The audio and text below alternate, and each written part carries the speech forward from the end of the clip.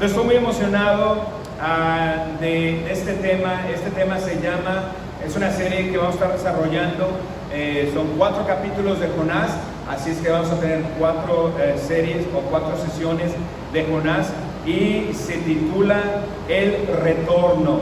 El Retorno. ¿Ya lo puso? Ahí está. Drew.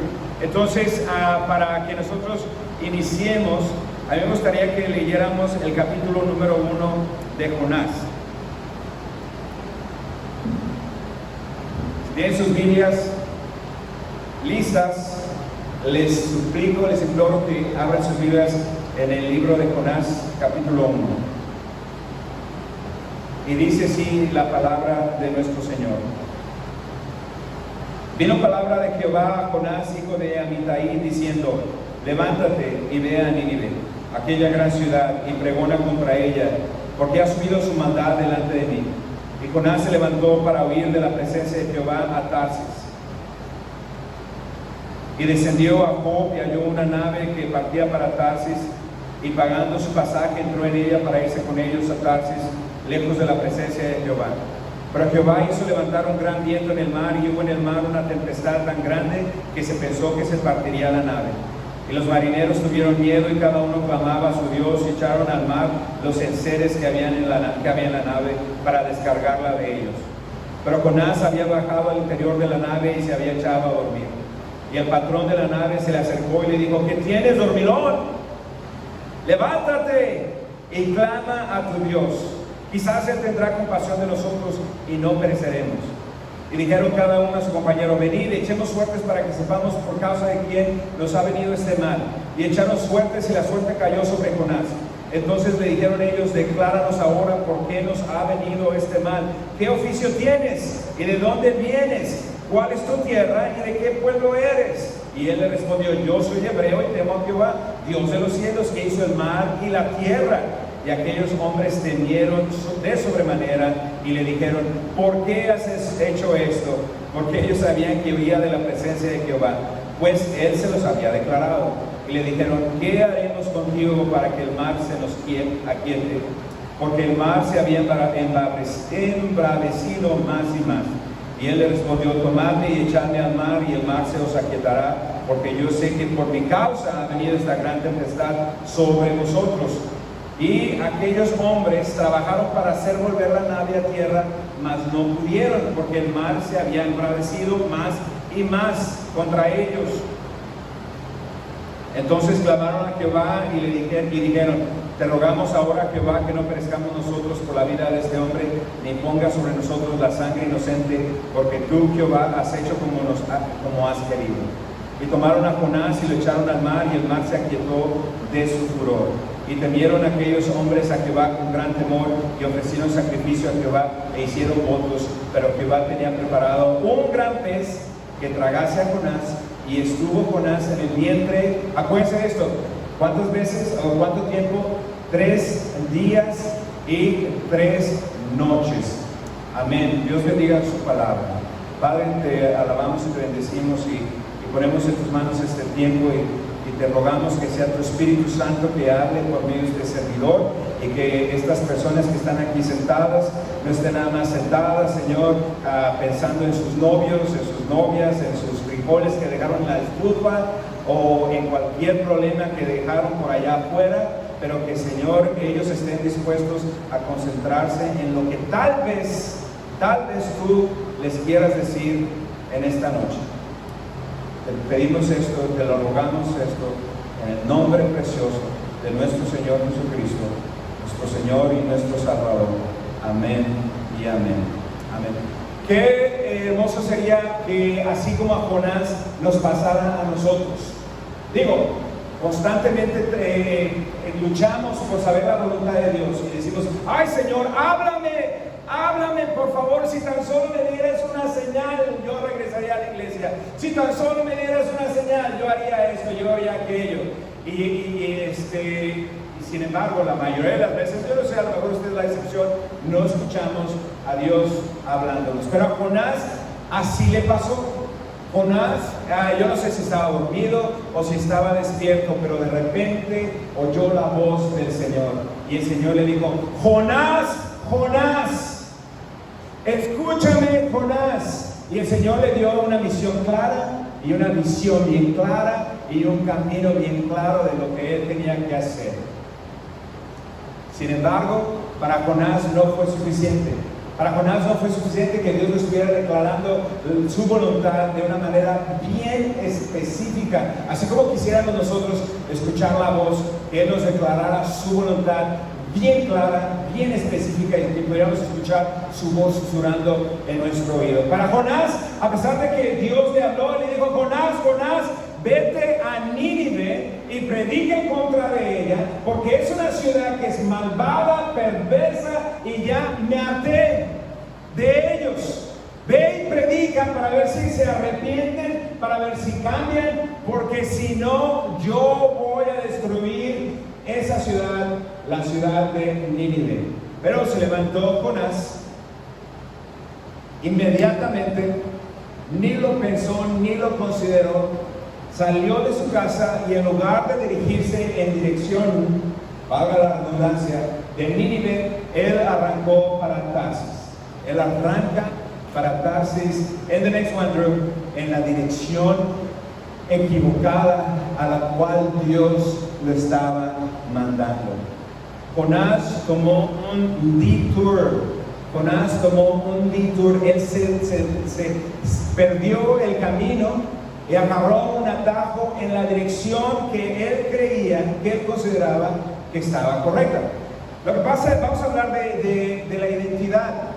La identidad es algo interesante y yo creo que si les preguntara a ustedes ahorita qué es lo que forma su identidad, a lo mejor vamos a tener un poquito de trabajo, va a ser difícil para nosotros responder qué es lo que forma nuestra identidad. Pero yo creo que la situación, la razón por la que Jonás decidió salir de su casa y subirse a un barquito en rumbo de Tarsis en lugar de irse a Nínive es porque él tenía un concepto equivocado de la identidad y del carácter de Dios, y tenía un concepto equivocado de su propia identidad. Seguramente la identidad que Jonás había adquirido, él se veía a sí mismo como un profeta respetable, limpio, justo, muy bueno, muy religioso, que estaba ahí solamente para servir al pueblo judío. Y de ahí afuera, a él no le importaba. De ahí afuera, a él no le importaba. Y hasta ese momento yo creo que Jonás tenía un buen concepto de Dios.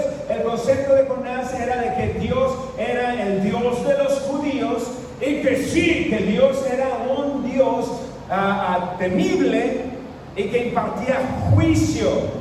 Y por lo tanto él no estaba dispuesto a arriesgarse a ir a predicar a los de Nínive, donde ellos se fueran y se arrepintieran, y entonces las cosas cambiarían. Su concepto tendría que cambiar. Él no estaba dispuesto para nada de esto.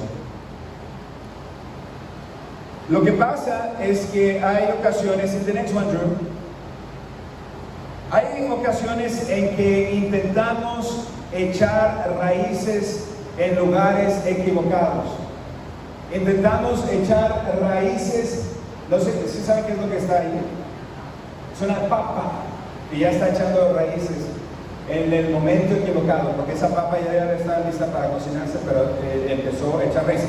A veces somos como estas plantitas que nacen aquí en Canadá, en cualquier hueco, en cualquier partidura que se hace en el cemento de nuestro driving. Y empieza a salir. Hace una semana me puse yo a hacer trabajo de limpieza ahí en la casa, porque estuve fuera de la casa por 6 semanas, y cuando llegué había de ese tipo de plantitas creciendo en todos los lugares equivocados. Entonces me puse a limpiar, me puse a arrancar, y es increíble que esas plantitas echan unas raíces bien firmes, bien fuertes en el lugar equivocado, en donde nadie les quiere. Entonces las tienen que arrancar, pero cuesta trabajo arrancarlas. Están ahí bien firmes. Y yo creo que muchas veces nosotros somos así. Intentamos echar raíces en el lugar equivocado. Pensamos que ya llegamos, pensamos que de aquí somos. Tenemos un concepto equivocado de nuestra identidad, y tenemos un concepto equivocado de lo que Dios quiere de nosotros y de lo que Dios quiere o tiene para nosotros. Yo quisiera preguntarles ahora entonces, ¿qué es lo que conforma su identidad? ¿Qué es lo que conforma su identidad? ¿Qué es lo que lo hace a usted ser quien es?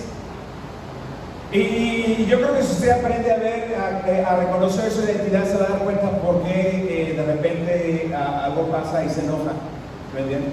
Todos tenemos esos triggers, ¿verdad? Que cuando alguien presiona el botón equivocado de nuestra vida, una explosión atómica de mal carácter. Si nosotros nos ponemos a analizar nuestra identidad, nos vamos a dar cuenta qué es lo que nos molesta y por qué. Yo creo que lo que conforma nuestra identidad son algunas de estas, es un componente de varias de estas cosas. Usted puede estar en desacuerdo conmigo, pero esta es mi opinión y podemos estar en desacuerdo o podemos estar en acuerdo.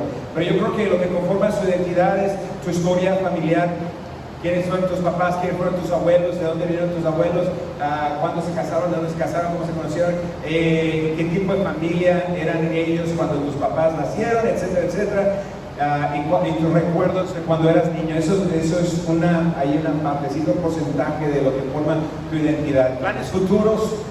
Los planes futuros que nosotros tenemos depende de qué tan comprometidos estemos con esos planes futuros. Esos planes futuros vienen a conformar parte de nuestra identidad, empiezan a transformar la manera en que nos percibimos a nosotros mismos y la manera también en que nos comportamos.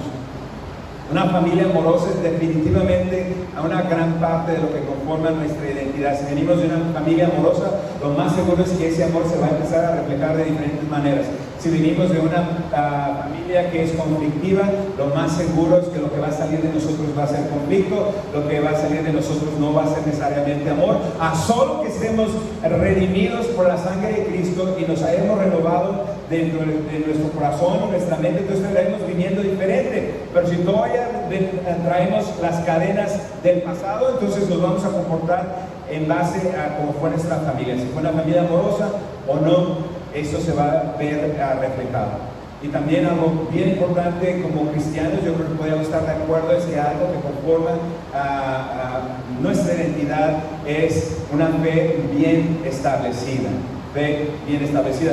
Pero más importante de todo esto, más importante que cualquiera de las cosas que acabo de hablar anteriormente, lo que debería de formar nuestra identidad en The Next One True, lo que debería de formar nuestra identidad es conocer el propósito y la voluntad que Dios tiene para mi vida. Conocer el propósito y la voluntad que Dios tiene para mi vida. Entender aceptar, entender y conocer que nadie está aquí por accidente, que nadie está aquí, como dicen los teenagers acá en Canadá, randomly is random, is not random. No es por accidente, hay un propósito de acuerdo a la voluntad de Dios. Usted tiene un propósito, hay una voluntad, hay un plan que Dios tiene para usted. Y sabe que lo más maravilloso, lo más padre, como decimos en México, lo más padre de todo es que en muchas ocasiones ese plan, ese propósito que Dios tiene para usted, no hay nadie que lo pueda llevar a cabo más que usted. No hay nadie que lo va a poder llevar a cabo más que usted. Sin embargo, en The Next One True, por malas decisiones tomamos detours. Por malas decisiones tendremos que ser rerouted, tendremos que ser redirigidos y tendremos que regresar. Ahí está el tema que estuvimos enseñándole a los jóvenes el fin de semana, y de ahí es donde nace también esta serie. Tenemos que regresar, tenemos que retornar al plan perfecto que Dios tenía o tiene para nosotros. Lo que pasa es que hay veces que estamos viviendo con una identidad equivocada, y esa identidad equivocada la adquirimos por decisiones equivocadas, o también la adquirimos por las mentiras que nos dice el enemigo al oído. Y el enemigo a veces nos habla al oído y nos dice tantas mentiras al oído. A veces veces directamente, pero yo casi no creo que él directamente lo haga, pero el enemigo utiliza personas en nuestra vida que vienen y que nos dicen mentiras en nuestro oído. Y muchas veces nos empezamos a creer esas mentiras. A los jóvenes les pasa desgraciadamente. ¿Cómo me cae gordo a mí eso? Pero todavía sigue, a pesar de todo, a pesar de que se habla tanto del tema, pero los niños, los jóvenes siguen sufriendo de bullying en la escuela. En la escuela sigue pasando, entonces a los niños les pasa eso. Tienen a su bullying que los persigue, que los maltrata, que los hace sufrir, que los hace llorar y que les está diciendo constantemente al oído: no vales nada, eres un bueno para nada, eres tan feo, eres tan fea, no sirves para nada. En algunas ocasiones extremas les dicen: mejor sería que te quitaras la vida. Es triste. A mí me hace llorar cada vez que pienso eso. Me hace llorar y me hace llorar y me hace llorar. Porque yo de chico yo sufrí lo mismo. La diferencia es que cuando a mí me hacían bullying cuando yo estaba chiquito, yo regresaba de la casa y la casa era mi lugar a salvo. Pero ahora nuestros hijos, no importa dónde vayan con sus aparatos que llevan pegados a ellos todo el tiempo, pues ese bullying lo siguen a donde quiera que vayan. Pero entonces muchas veces por esas mentiras que el enemigo nos dice a nuestro oído, nosotros nos empezamos a establecer una identidad equivocada y empezamos a vivir y actuar de una manera que realmente no somos. ¿Sí me entienden? De una manera que va contraria a la manera en que Dios nos diseñó. Y entonces debe de haber llegar un momento donde nos despertemos, donde alguien nos dé una cachetada, una buena cachetada, para que podamos abrir los ojos, para que podamos despertar, para que podamos entender: espérate, ¿por qué voy a seguir yo actuando, reaccionando y hablando así? No, ese yo no soy. Dios tiene algo mejor para mí. Dios me habla de amor, Dios me habla de aceptación, Dios me habla de perdón. Dios me dice que yo valgo mucho. Y es una de las cosas que yo le estaba diciendo a los jóvenes, y les decía: si se van a olvidar de todo, no se olviden de esto, y es que Dios te ama tanto. ¿Y por qué voy a predicar eso nada más con los jóvenes? Es una realidad para todos nosotros y es algo que debemos de recordarnos todos los días, aún nosotros como viejitos, que Dios nos ama tanto. Tanto Dios nos ama. ¿Cómo sabemos que Dios nos ama? No solamente porque Él hizo el sacrificio, ahí en la cruz me la quitaron. No solamente porque Él hizo el sacrificio supremo de morir en la cruz y dar su vida por nosotros, pero ahí no quedó la cosa. Dios quiere tener una relación personal contigo todos los días. ¿Y cómo Él manifiesta ese deseo? Bueno, porque la palabra de Dios nos dice que nosotros somos la niña de sus ojos. Así tanto te ama a ti, a ti, a ti, a ti. Eres la niña de sus ojos. Él te ama tanto que conoce cuánto pelo tienes en la cabeza.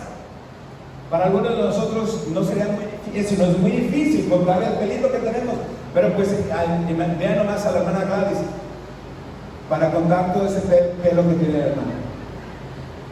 Pero aún así dice la Biblia que el Señor sabe, conoce cuánto pelo tenemos, y así es como nos ama el Señor. Eso nos habla de un amor personal, eso nos habla de una entrega total, eso nos habla de algo que es constante, eso nos habla de algo que va más allá de la religiosidad, del juicio y de todas estas cosas que inventamos, como la religión organizada, que a veces a mí me enfada tanto.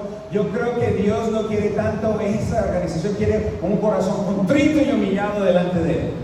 Eso es lo que Él está buscando todos los días, un corazón contrito y humillado delante de Él. Total que a veces que porque obtenemos esta falsa identidad, porque nos creemos las mentiras, porque tomamos decisiones equivocadas y sentimos que porque tomamos esta decisión equivocada ya estamos perdidos, ya se perdió todo. Entonces andamos ahí en el abandono, pero Dios nos sigue llamando. No importa que Dios nos sigue llamando, invitando a que regresemos, a que retornemos y a que volvamos sobre el camino que Él tiene diseñado para nosotros. Hay señales por todos lados cuando estamos viviendo con una identidad equivocada y cuando estamos viviendo en el camino equivocado. Hay señales por todos lados, a veces que no nos atrevemos a verlas o a reconocerlas. Me acuerdo, ¿alguno de ustedes conoce a mi amigo Lance? ¿Quién conoce a Lance aquí? ¿Lance? ¿Ustedes sí conocen, verdad? Sí. Well, Lance es un joven que era parte de mi grupo de jóvenes de allá de Dundee, donde yo trabajaba en Dundee. Muy querido, pero una noche cuando terminamos el grupo de jóvenes allá en Dundee, y él me pidió que si lo llevaba yo a su casa. Entonces yo le dije, sí, claro. Y entonces creo que Sofía y Zachary estaban conmigo, entonces ya lo llevamos a su casa. Él vive como 20 minutos a las afueras de Dundee. Y bueno, nos subimos al carro y estamos manejando en la oscuridad de la noche, porque ese grupo lo terminamos como eso de las 10, entonces ya íbamos tarde. Y de repente llegamos a un punto donde había un detour. Estaba cerrada la carretera y había un montón de policías por allá. Se ve un montón de luces a lo largo de la carretera. ¿Qué habrá pasado? ¿Quién sabe? Pero entonces el detour nos decía que teníamos que dar vuelta allí a la izquierda. Era un camino que yo no conocía, entonces yo me preocupé un poco porque no traía el GPS y le pregunté a Lance, ¿tú sabes cómo llegar a tu casa si doy vuelta aquí, verdad? Y él dice, sí, claro. Entonces, ok, ya le di vuelta y empieza un camino así de terracería y sigue y está oscuro, no hay ningún tipo de alumbrado público, no hay casas a los lados. Entonces todos los niños se empezaron a preocupar, así como que era tipo de esas escenas de los vampiros atacando a los mexicanos o a Frankenstein, algo así, ¿no? Entonces nomás estaba esperando que nos atacara ahí Drácula por la ventana. Así íbamos todos bien preocupados. Y por fin llegamos a una carreterita que estaba de asfalto. Ahí dimos vuelta a la derecha y le dije, ¿por aquí es, verdad, Lance? Y Lance, sí, yo creo que sí. Ah, bueno, Lance, por acá le damos entonces. Y entonces agarré esa carretera y voy dándole. Y entonces a lo lejos veo un letrero que yo nunca había visto, yo soy nuevo en Canadá, nomás tengo 19 años aquí, nunca lo había visto antes. Y el letrero decía, de vuelta aquí porque la carretera a continuación no está con servicio. No, decía, turn here, not service road. O sea, una carretera que no es atendida. Y yo la ignoré. Y dije, ¿qué querrán decir? Pues ¿quién quiere que lo sirvan a uno en la carretera? Pues yo me seguí. Entonces yo completamente ignoré el anuncio. Entonces me sigo. Voy bien aquí, ¿verdad, Lance? Sí. Bueno, voy. Y entonces sigo manejando y se empieza a poner más complicada la carretera, se empieza a poner más angosta y de repente pierdo la carretera y se vuelve en terracería y hay farmas así por todos lados y bancos de nieve grandísimos a ambos lados. Lance, ¿estás seguro que voy bien? I don't know. Me dice, yo no sé. Oh, thank you so much, Lance. Y entonces, pues, ¿qué más le hace ahí? Yo seguía avanzando, pero la cosa se seguía complicando, la nieve empezaba a subir más de nivel, luego había bancos de nieve por los dos lados, hasta que llegó un punto donde digo, Lance, yo creo que te equivocaste, no es por aquí. Sí, yo creo que no es por aquí tampoco. Y entonces mi hija casi se pone a llorar. Ahí estaba, ellos juraban ya nos íbamos a morir aquí y no nos iban a encontrar nunca más. Y entonces trato yo de dar vuelta, no puedo dar vuelta porque le digo hay nieve de los dos lados. Le trato de dar para adelante, ya estoy atascado, le trato de dar para atrás y empiezo a... ¿Sí saben qué es atascar? Atorado. Entonces le doy para atrás y empiezo a tener un poquito de problema y ya finalmente maniobrando, porque soy un excelente conductor, maniobrando empiezo a poder retroceder, pero cuando volteo y veo la cara de Lance y veo la cara de mis hijos atrás, todos estaban así blancos, espantados. Gracias a Dios yo pude salir de ahí, pude regresar, agarrar dar vuelta donde estaba ese letrero. Y finalmente, no gracias a Lance, la verdad es que Lance no me ayudó para nada, Esteban, nada me ayudó Lance, pero gracias a Dios pudimos llegar a su casa a salvo. Y me quedé pensando, mira nomás qué tonto, ahí estaba el letrero, pare aquí, dé vuelta aquí, porque si sigue derecho se va a meter en problemas. Y yo creo que muchas veces así es nuestra vida. Vamos y no, es por aquí, todos los minutos por aquí, es que es por aquí. Y entonces a estar Dios mandándonos señales, mandando predicadores, mandando estas prédicas que ustedes ven en YouTube, mandando personas a orar por usted, mandándole a su esposa que le dice, oye, ¿qué está pasando? Estás en un lugar equivocado. Y nosotros nos negamos a escuchar, hasta que en algunas ocasiones es muy tarde y estamos metidos en graves problemas. A Jonás, a Jonás Dios le dio un llamado, le dio un propósito y una tarea. A usted también, igual que a Jonás, a usted también, y para usted, quiero decir, Dios tiene un propósito, Dios tiene una tarea. Nadie está aquí por accidente. En el next one, el plan específico para Jonás era: ve a Nínive y predica en contra de Nínive. En the next one, pero Jonás decidió correr en la dirección equivocada. Y al ir en la dirección equivocada se metió en graves problemas. Y nosotros lo acabamos de leer, donde se encontró con una gran tempestad. Ese barco, si no hubieran echado a Jonás de ese barco hubiera naufragado. Tal vez muchas vidas se hubieran perdido.